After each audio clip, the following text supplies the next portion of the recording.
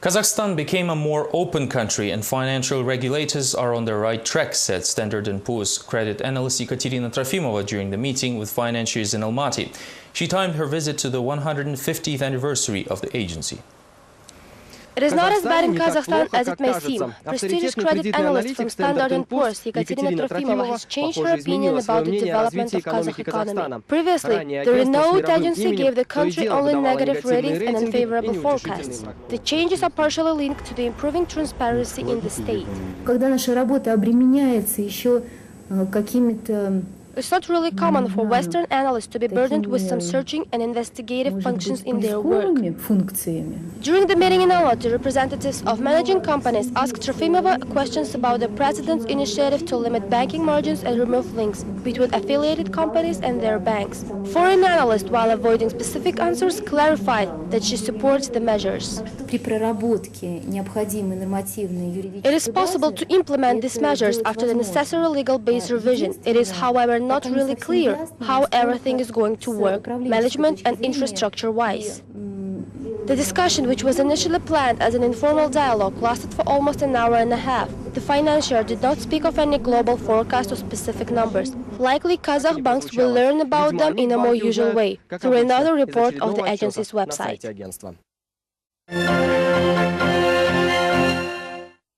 Negative predictions about the complexity of new procedure implementation related to the customs union are coming true. Cell phones and laptop providers cannot transport their goods through Russia and Kazakhstan.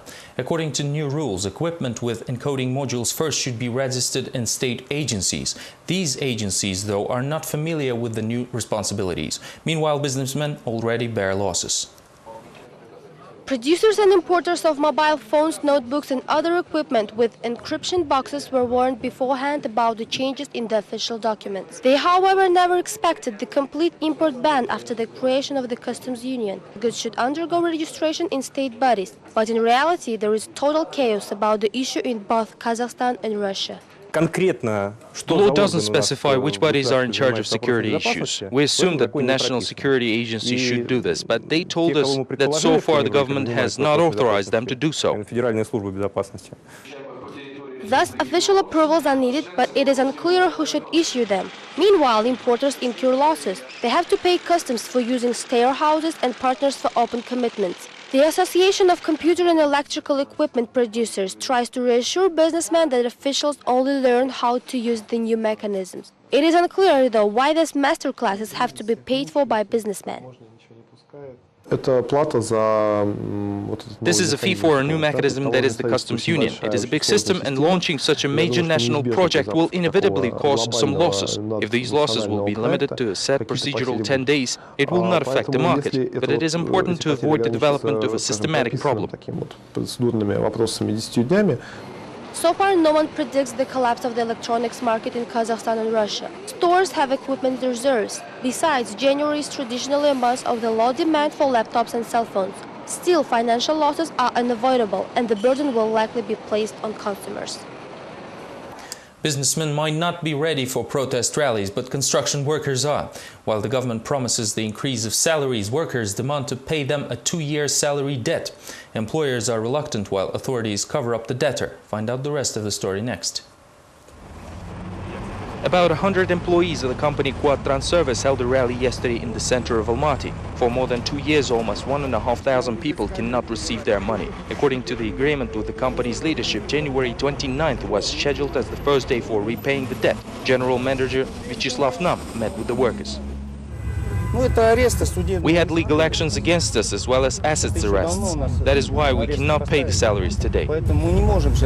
Quad Service has a debt of $1.5 million. Construction workers were outraged by the news of another postponement of payments. They were attempted to spread out banners, but the nearby police patrol reacted immediately. Take your hands off.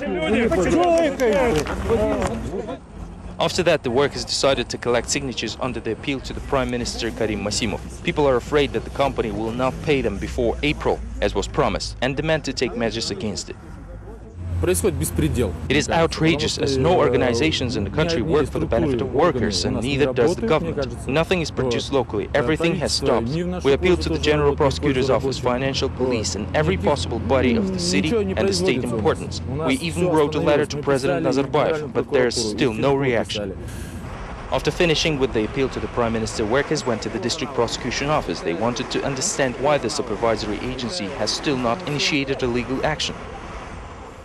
Due to poor health condition, the former head of Kazatomprom, Mukhtar Jakishev, is not able to attend court hearings. For already 2 days in a row, he sends notes to the judge asking to stop the process temporarily until his condition improves.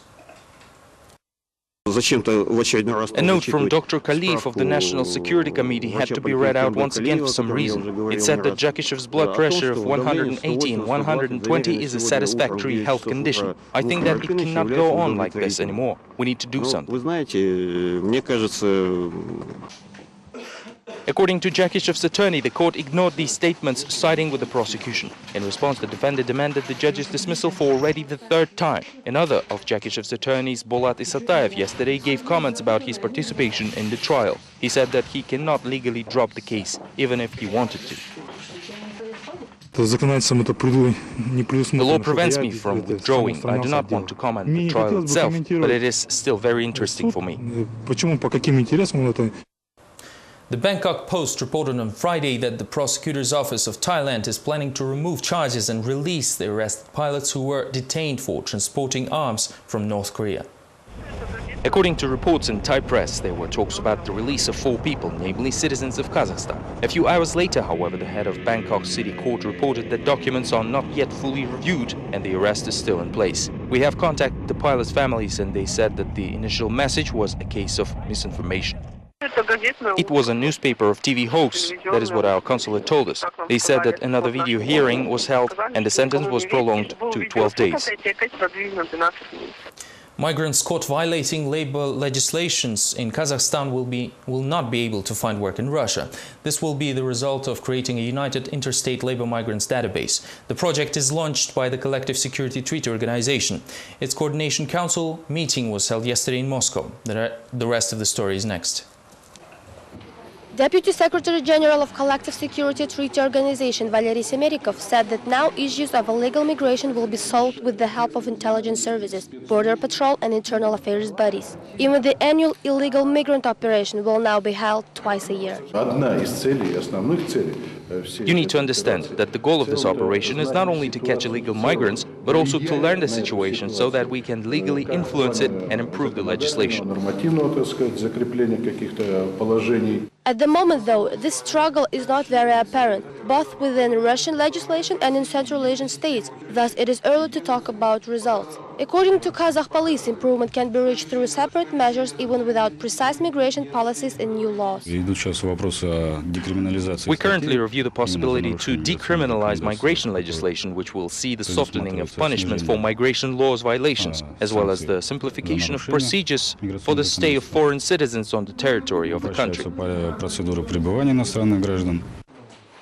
The CSTO member states are also planning to use latest innovations in their struggle with illegal migration. An interstate labor migration database will be created for these goals. The project, however, will be ready only by 2012. Thus, many employers in Russia and Kazakhstan are still reluctantly signing agreements with labor migrants. In the meantime, intelligence services will have to rely on their old and tried methods.